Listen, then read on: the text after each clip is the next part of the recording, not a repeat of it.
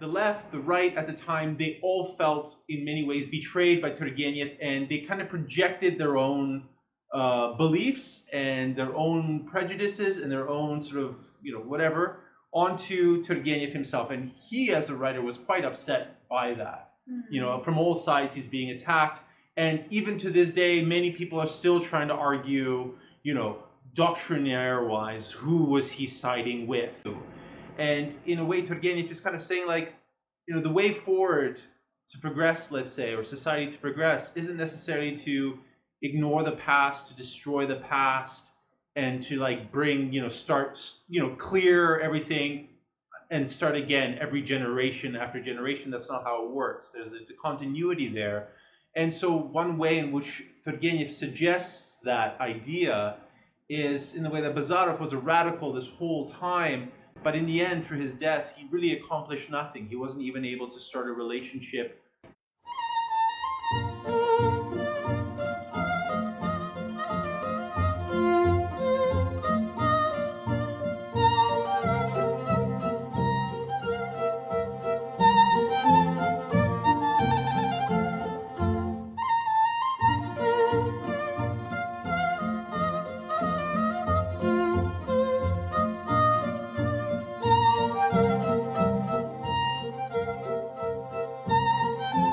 Hello, welcome to our channel, where we set out to explore wonderful, great works of literature. While dressed in elegant clothing, because why the hell not? And this is Ivan Turgenev's book, Fathers and Sons. It's actually, I would say, one of his most famous works. Yeah. And just a little bit in terms of a biographical note about Turgenev. He was born to a retired cavalry officer and a wealthy heiress on October 28, 1818 in Orel, which was 200 miles south of Moscow. And his mother wasn't very much loved by the father, right? Mm-hmm. And a lot of biographical sort of biographies suggest that she kind of took it out on the serfs, the peasants who worked their estate. And she actually ended up smothering one of the children's serfs out of spite. Gosh. Yeah, and killed the child. So mother, yeah. Cool. So he was part of the landed gentry. So he was, I would say, of noble birth.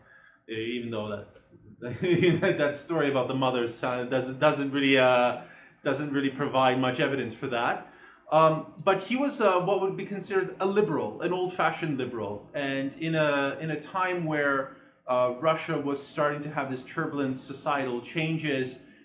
He caused a lot of uproar and a lot of criticisms, and also in many ways a lot of praise from different perspectives of society. So sort of the more conservative bent, they praised him for his his language and his structural use of his stories, and so the imagery, but they also criticized him for taking apart the part of the fathers in this versus the part of the sons, which were the radical revolutionaries during this period as well, the nihilists and sort of the Bolsheviks, the people, even though Bolsheviks weren't exactly at this time yet, but it was kind of the burgeoning of that sort of social uprising, that movement, right? And one interesting thing too, before we get into the story, most people know when they think of Russian literature, they think of Tolstoy and Dostoevsky, but a lot of people haven't heard as much about Turgenev, sorry, I don't pronounce it very easily. But he was actually one of the first Russian, or if not the first Russian author to really be known worldwide. So before Dostoevsky and before Tolstoy, and then he kind of later on was overshadowed by them, but he really was the first to become notable throughout the world, which is interesting. So he was very much like, he also very much, because of his European upbringing, well, his liberal upbringing, he was very much Europeanized as well. So he spent a lot of time in France, he spoke French fluently, German fluently. So he's kind of like much more Western leaning in terms of his upbringing and cultural sort of heritage as well. He was madly in love with a French opera singer, and he followed her all around the world. So he's a highly romantic figure as well. And shows in this book. Yeah, sure. And it definitely comes across in this book. And Should we get into it? So the story starts with two university students coming home from their schooling. Just graduated. They just graduated, yeah, and it's Arkady and Bazarov, and they're kind of Bazarov is kind of, I would say, the older one. Yeah. And he, if not older, just comes across as more mature. Yeah, but I believe in age he was also a few years older. But he's a self-avowed nihilist, so he doesn't believe in anything. He doesn't believe in values. He doesn't believe in norms, and really he's very much cynical, very pessimistic, and he just kind of sees everything around him, with the landed gentry, the condition of the peasants, the farms, everything, and he just wants to kind of like destroy everything and start anew. And he's like very much a materialist as well, so he's like fully into the scientific enterprise, almost like in a way he can see the skull behind the face. Yeah, well, and also his father was a trained physician and he's a trained physician. Yeah. So I would say the only thing that he really believed in was the scientific method. Not even just, the method and just reducing everything to its prime building blocks and mechanistic sort of understanding of it, right? So anything that was highly intellectual. Highly intellectual. But also highly arrogant. Yeah, like they kind of describe him as this like cool, calm, collected, like that cool guy. It's the way I kind of imagined him being. Well, the one who's very aloof. Very aloof. And so they end up going together to Arkady's place where his family lived, and his father is widowed, but he lives with his brother named Pavel. And they're both aristocrats, so they both have that old world mentality, but they're still old world liberals. So what's interesting is Nikolai, which is Arkady's father, he recently sort of emancipated his serfs and, gave them sort of some of the property to take care of, and came up with some sort of agreement whereby they would work together in more of a progressive arrangement, let's say. And so what happens is they end up coming, and Pavel, who's the uncle, who's very aristocratic, very principled, very much almost like a dandy, if you will, a foppish gentleman. Yeah. He believes in dressing elegantly, and not just for the sake of people regarding him as being well dressed, but because he believes that he describes his fashion as, a respect for other people too, not just for himself. Yeah. Although that's a huge component of it, self-respect, but also for other people. Yeah. Very much butts heads with this Bazarov character, and Bazarov is very, very disrespectful, not just to the uncle, Arkady's uncle, but even to his father as well. They don't paint him in like a terribly nice light in the beginning. Yeah. Yeah. And so just on that note, later on throughout the novel, they start to sort of humanize, Turgenev starts to humanize him a bit. And you start to get a little bit more sympathetic to Bazarov. But at first, he's definitely a very incorrigible, unpleasant character. Yeah. And interestingly enough, I feel like, in a way, the opposite happens with Pavel. Is it Pavel? Pavel. Who's the uncle? The uncle, where it starts off with Arkady describing his uncle's story, his love story behind it, almost to justify or rationalize his very firm traditional beliefs that actually this Pavel is supposed to be pitied, but according to Arkady, because of this romance he was on. He had this long lost romance with a princess, right? Yeah. Who ended up marrying somebody else and then I think passing away quite young. So he was heartbroken. But then in the end, it kind of, although he's still humanized throughout, I would say the beginning it is more description about him from a very compassionate lens, and then it becomes, oh, this is an interesting side of him.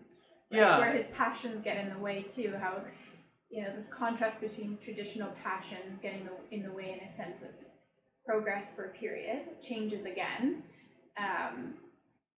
contrasting with nihilism, which is a destruction of all tradition, of everything. Yeah. So in a sense, just to sum up in a way, it's like what you later on find out is that Pavel, the uncle, and Bazarov, the Tsarist and the nihilist, they have quite a lot in common in terms of their personality, despite their ideological differences, right? And both so very passionate. Yeah. Even if reserved way, in a very controlled both manner. in a reserved way. Yeah, interesting. Where it's all this like very intellectualized in a way too, right? Yeah. They're both intellectualizing their political belief system or values. But the thing is, like, this whole... Or lack thereof, I guess, with nihilism. Yeah, and this whole novel is like light and darkness. It's a play of those two, right, shades, if you will. Like, you got the light and the dark, and there's always a contrast and there's a tension. And the entire novel is a play with this theme of this tension. And I believe it was Henry James, our much beloved author, Henry James, who actually sort of had a quote regarding the up on that point of this tension. That's found in Turgenev's novel. But the thing is, you know, the left, the right at the time, they all felt in many ways betrayed by Turgenev, and they kind of projected their own beliefs and their own prejudices and their own sort of, you know, whatever, onto Turgenev himself. And he, as a writer, was quite upset by that. You know, from all sides, he's being attacked. And even to this day, many people are still trying to argue, you know, doctrinaire-wise, who was he siding with? Which I find very interesting. The old world or the new? Yeah, which I find very fascinating because I would say, reading this book, I didn't feel, like in the beginning, maybe you get the impression that he's very anti, like nihilism or destruction of the past.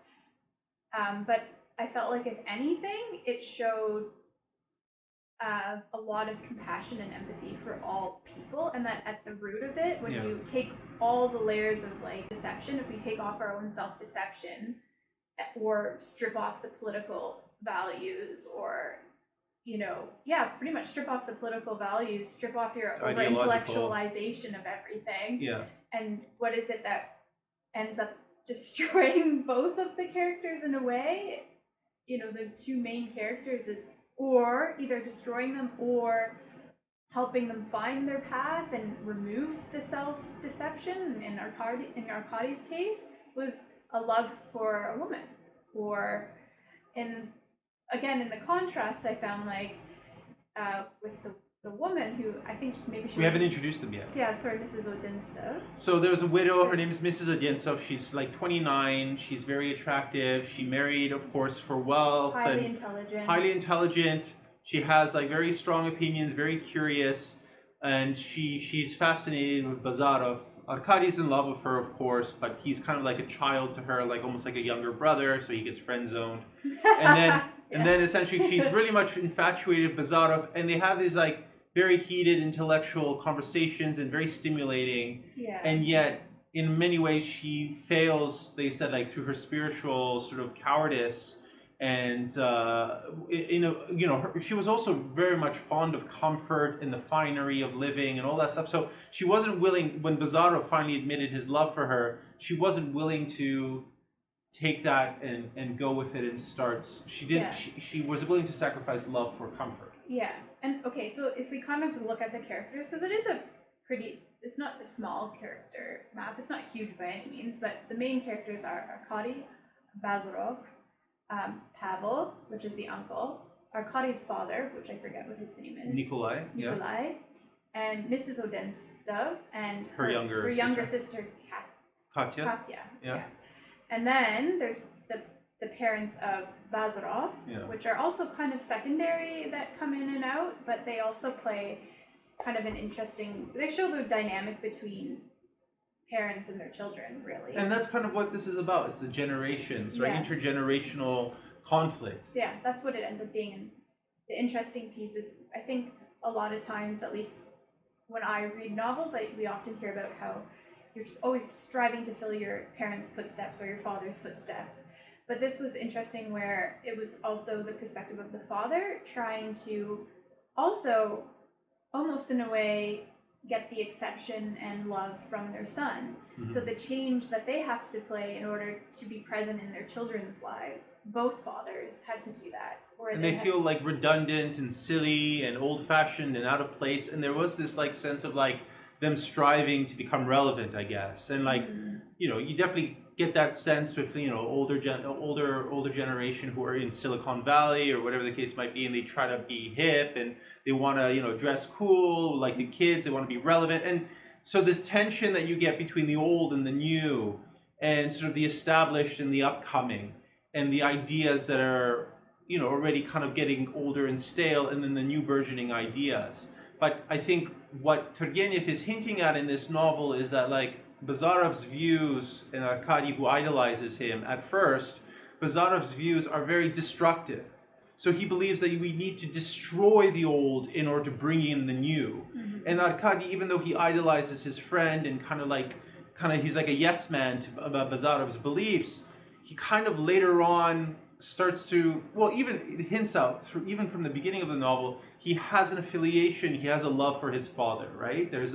And that bond between the older generation and the younger generation, and to somehow maintain that ambivalence, that friction, that sort of tension that exists between the old and the new. And in a way, Turgenev is kind of saying, like, the way forward to progress, let's say, or society to progress, isn't necessarily to ignore the past, to destroy the past, and to like bring, start, clear everything and start again every generation after generation. That's not how it works. There's the continuity there. And so one way in which Turgenev suggests that idea is in the way that Bazarov was a radical this whole time, but in the end, through his death, he really accomplished nothing. He wasn't even able to start a relationship, not through his own fault, but with this Mrs. Odintsov. So nothing came out from his negations and his constant fighting against the old values. Whereas what you get with Nikolai, Arkady's father, is that he ends up marrying his illegitimate. He ends up marrying his peasant, who he had a child with, and makes the child legitimate. Yeah. And so, in a way, these quiet moments that, these not bombastic, destructive things, but in these quiet moments, that's where social change occurs, right? That's how progress develops on these quiet personal fronts rather than these loud, bombastic.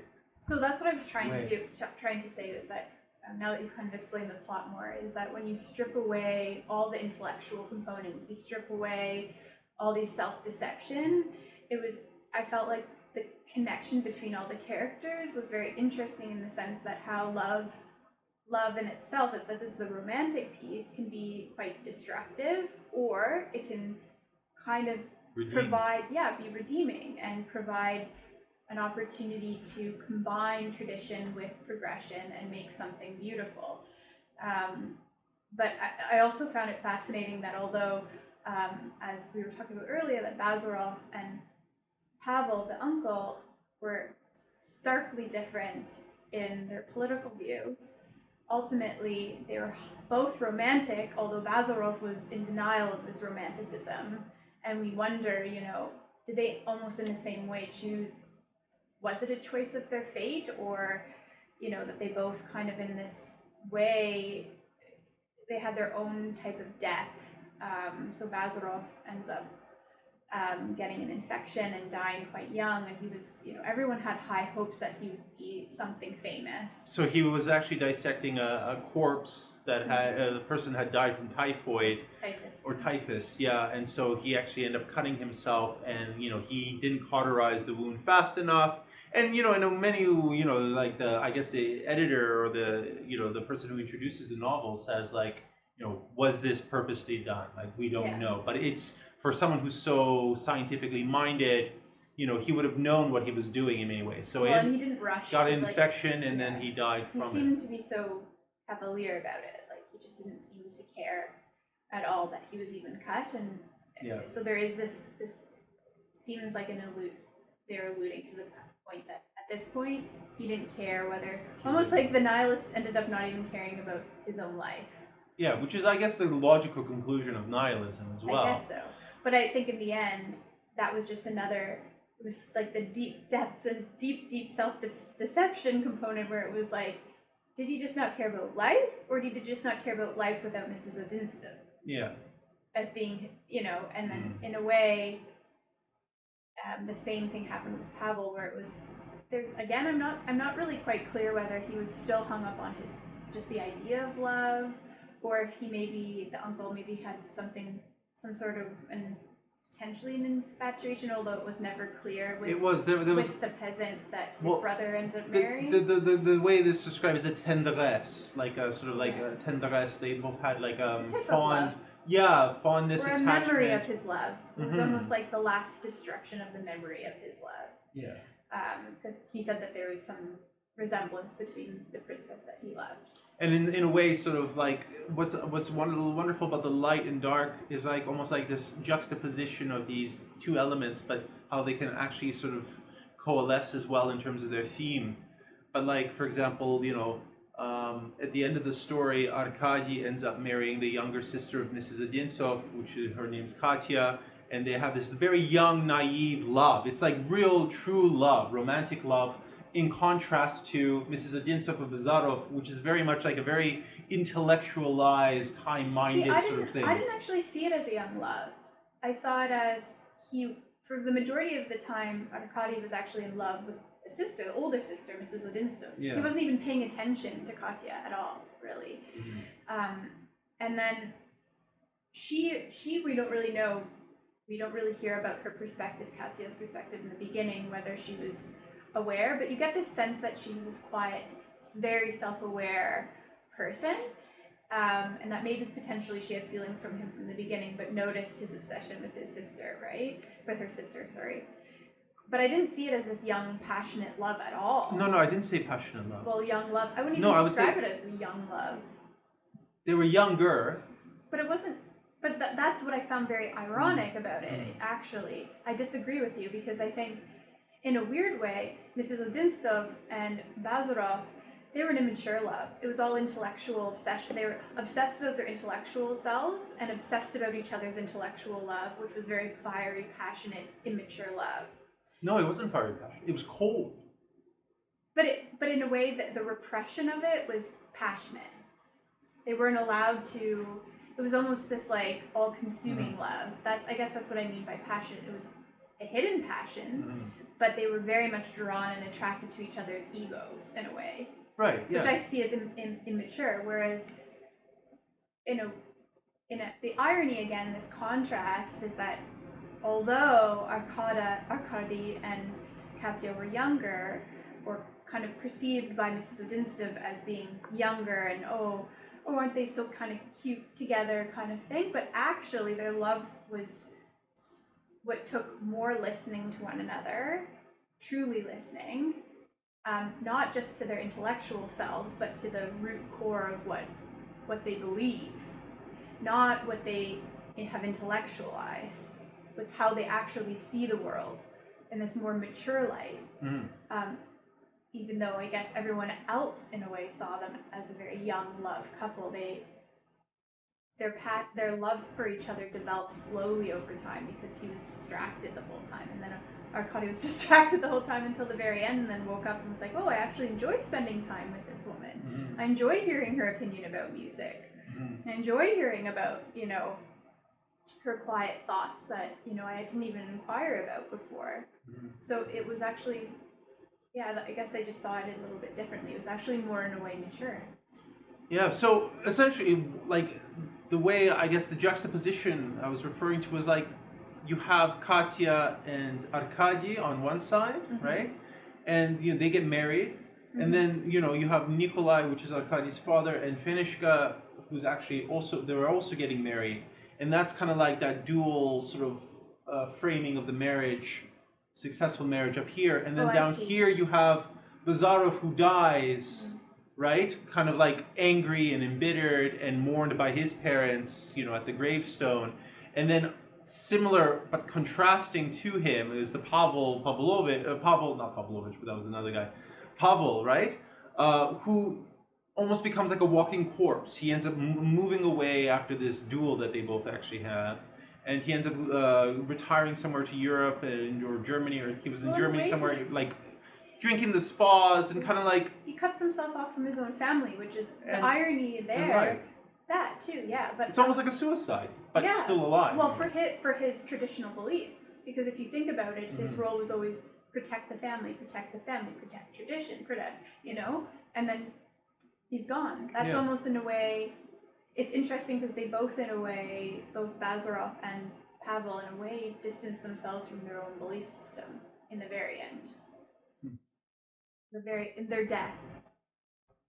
Well, I guess we all are separated from our belief systems when we die. Yeah, but Pavel didn't actually die. But in a way, it was a death. In a way, it was a death. But I mean, they both, in a way, kind of killed both themselves. Yeah. Whether it's their emotional spirit and their tradition and their belief system. Well, same. Like, I mean, that's why the suggestion is made that when he got infected, and cut himself, perhaps maybe this was something that was even deliberately done. Well, like it could have been suicidal in a way, or he accidentally nicked himself. He's like, well, I'm not going to cauterize it. But in contrast, I think what they mean by the death of Pavel was that he's the one who encouraged the marriage between his brother and his help. Yeah. So in that in itself, that's a complete separation from his beliefs, because the only reason why the brother didn't marry her was, the only reason why Arkady's dad didn't marry his help was because of his brother. Yeah. Right? So they both... Because he thought his brother wouldn't approve of it. Yeah, they both kind of... But they were in denial that they were separating themselves in a way from their own beliefs. Yeah. Did you want to touch upon anything else? I think I just wrote a couple of other points down. Oh, there's a point about the mushrooms, about I don't remember that quote, but I just really liked it. It was really nice because, so Bazarov, in his arrogance, and like he gets easily bored, right? He needs stimulation, and even though his father is very intellectual as well, very energetic, spry man, Bazarov wants really nothing to do with him.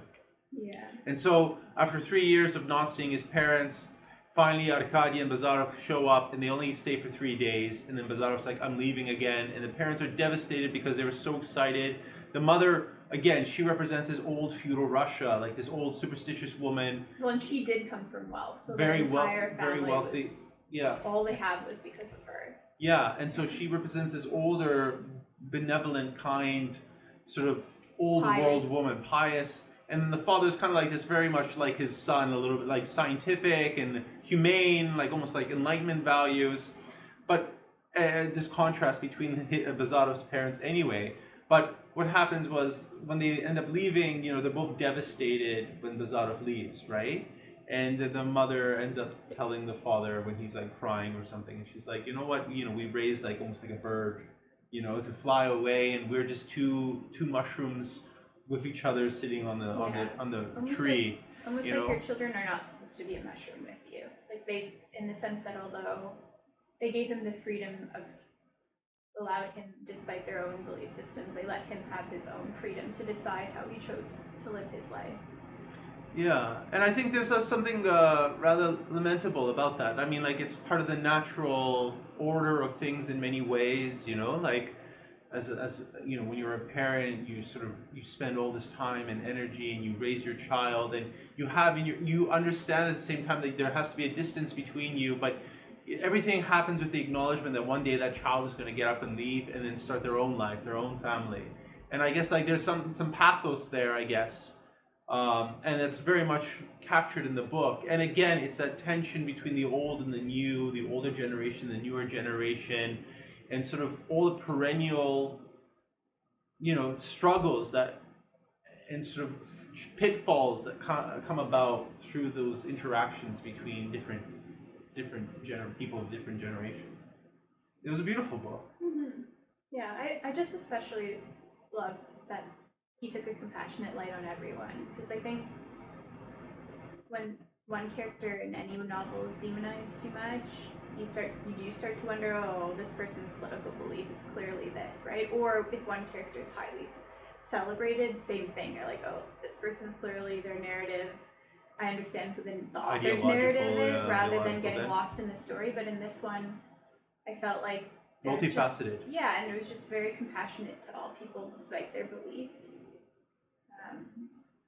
And the other piece that I found funny was that one of the things that made me chuckle was that the point where Bazarov was always saying like he was with the people, including like all the help and the old serfs who had been emancipated, that he was just like a commoner like them, and yet he, to his own help, they clearly didn't respect him and they didn't feel understood by him. So I remember that. Yeah, it's interesting. You can't represent that person unless you are that person, or you really truly live along that life of. And I think that also shows a compassionate lens. Like, don't have the arrogance to think you understand if you're not from a common person. If you're not from a certain social economic, I guess, background. You can empathize with that person, but don't claim that you know what those people need and want and believe. And exactly, it goes to your same idea, what you were talking about earlier on. It's like this, but it's also like the hubris of the intellectual, right? The hubris of the intellectual that thinks they know what is best for everyone, and they know, what your concerns are in your everyday life. Like, you need to do this, you need to do this, you need to uprise, it's because blah, blah, blah, blah, blah. And then the person's like, all I'm really thinking about is like whether I'm going to get a good deal for the horse I'm going to sell tomorrow so I can get my vodka, or I'm going to get my beef, or I'm going to get whatever, my cabbage, like for the meal. And so it's just like... Or the irony too, right, which I found really funny, was the person who was supposed to be against all this new like progression and supposed to be holding steadfast tradition, he's the only one who actually pushed change forward. Yeah. Like, Bazarov didn't really. He just loafed around and didn't really do anything. Like, he was all talk and no walk, and yet the person who you least expected to actually change the future was the most open to changing it when it was for a good moral reason. And then the funny thing too is like Bazarov was trying to persuade the serfs to be a certain way, and yet for their own quote unquote good, to become more betterment. Betterment, to get more wealth, to be more successful, and yet they were more successful in a way, more productive, earned more, did more and had more respect for the old ways because they were used to it. They had boundaries. They had an idea of how that worked, where when it was that nihilistic perspective of cutting everything and destroying everything, they had no boundary, they had nowhere to go. It was almost like they had too much freedom, they didn't know what to do with it, and so in the end it was not helpful for them, so then they lost respect for Bazarov. So I just found that all so fascinating. Yeah, and very subtle, very nuanced. It's really, really wonderful. Yeah. So, okay, how would you rate this? Oh, it was so good. I'm going to give it a 4.8. Okay, I'm going to give it a solid 5. Good job. I really enjoyed this one. I really enjoyed it. Yeah. So if you have any other sort of Russian writers or Slavic writers that you would recommend us read, please put it down in the chat, and we'd definitely be willing to take it up. We're thinking about doing some Nikolai Gogol maybe at some point. He does more novellas or short stories. But yeah, Ivan Turgenev. Fascinating writer, and we highly, highly recommend him. And definitely, this book is great. Definitely recommend this book. And we Happy New Year! Happy New Year, and we look forward to seeing you again. Bye-bye. Bye.